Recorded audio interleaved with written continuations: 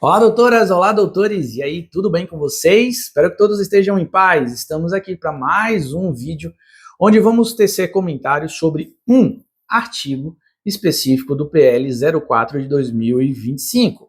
E o PL 04 de 2025 é aquele que será responsável pela atualização do Código Civil de 2002. Pois é, não é um código novo, hein, pessoal? Eu fiz até comentários sobre essa afirmação em outro vídeo. Então, recupera aí esse vídeo aqui no nosso acervo e você vai ver minha opinião sobre essa questão referente a ser ou não ser um código novo. Na minha opinião, é um código atualizado. E aí, o artigo que a gente vai trabalhar hoje é o artigo 3º. O artigo 3º do PL 04 de 2025, ele se refere ao artigo 3º do Código Civil vigente.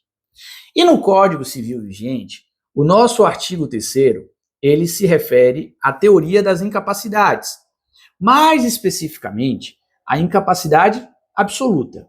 Lembrando que nós temos aí, duas linhas de incapacidade, a incapacidade absoluta e a incapacidade relativa. A teoria das incapacidades, ela já experimentou uma modificação considerável quando o Código Civil de 1916 sai e entra em vigor o Código Civil de 2002. A outra grande alteração experimentada pela teoria das incapacidades foi com a entrada em vigor do Estatuto da Pessoa com Deficiência. A Lei 13.157, ela modifica profundamente o estatuto, a teoria das incapacidades. E quando a gente fala em incapacidade absoluta, essa alteração foi bastante vertical, porque retiraram-se as hipóteses de incapacidade absoluta, mantendo-se apenas a incapacidade absoluta pelo critério etário. Então, hoje, no nosso país, se a gente quiser falar em alguém absolutamente incapaz, nós só podemos enquadrar nessa moldura aquelas pessoas de 0 a 16 anos incompletos.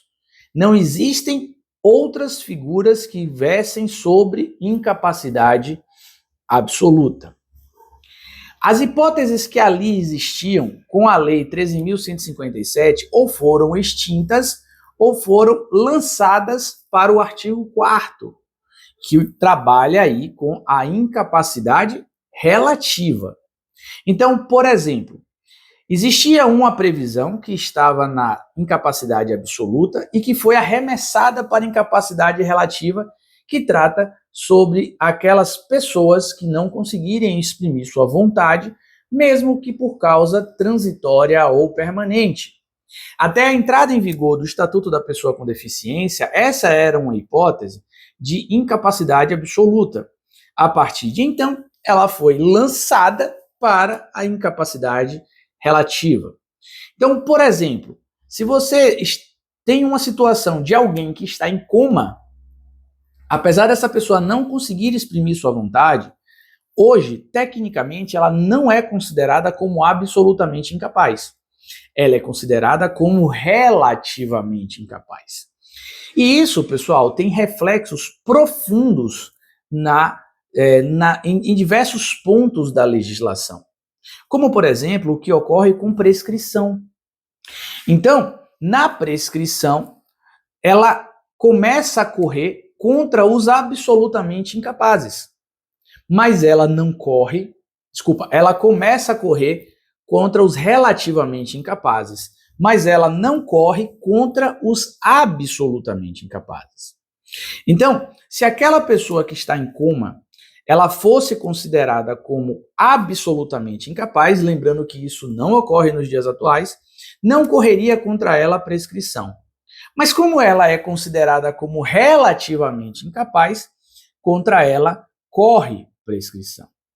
Essa modificação que foi feita, essa modificação legislativa, essa modificação sem os cuidados necessários, sofre fortes críticas pela sua imposição ao código. Inclusive, a minha tese de doutorado trabalha aí com uma linha de raciocínio que utiliza dessa modificação e tece críticas a ela.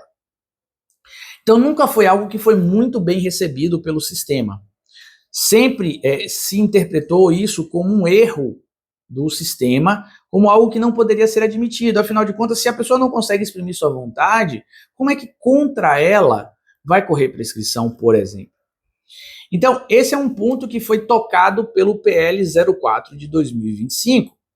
E aí agora, no PL, o artigo 3º, além da hipótese etária, também consta lá que as pessoas que não conseguirem exprimir a sua vontade, mesmo que por causa transitória, elas são consideradas como absolutamente incapazes.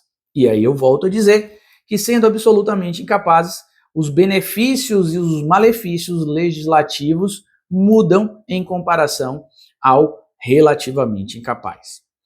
Perceba que a gente não teve uma alteração de algo inédito. Nós tivemos aqui, eu considero esse ponto aqui basicamente como um conserto. O Estatuto da Pessoa com Deficiência trouxe um pouco de caos a esse assunto e agora com o PL esse caos ele vai ser resolvido. Não temos nada muito aprofundado aqui. Pessoalmente, deixo aqui minha opinião, acredito que o código poderia avançar um pouco mais no critério da teoria das incapacidades, igualando a questão etária da teoria das incapacidades com o que está previsto, por exemplo, no Estatuto da Criança e do Adolescente.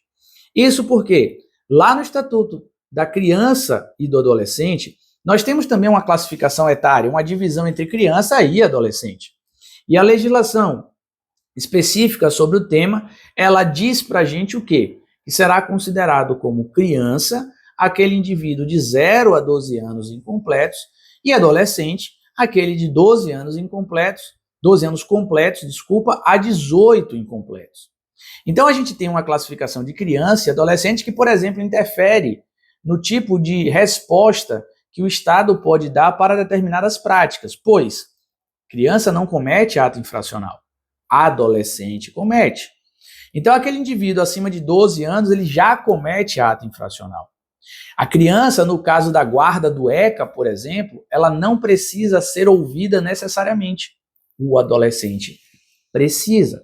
Só que se você for juntar essas duas classificações, haverá um tempo na vida desse indivíduo em que ele será adolescente para o ECA e ele será absolutamente incapaz para o Código Civil, quando ele tiver 12, 13, 14, 15 anos incompletos. Até a beirada do 15, ele é um adolescente para o ECA, mas ele é um absolutamente incapaz para o Código Civil. Ele tem que ser ouvido nos procedimentos de guarda do ECA, mas em procedimentos voltados aí para o Código Civil, em sua maioria, a vontade dele é considerada como 0.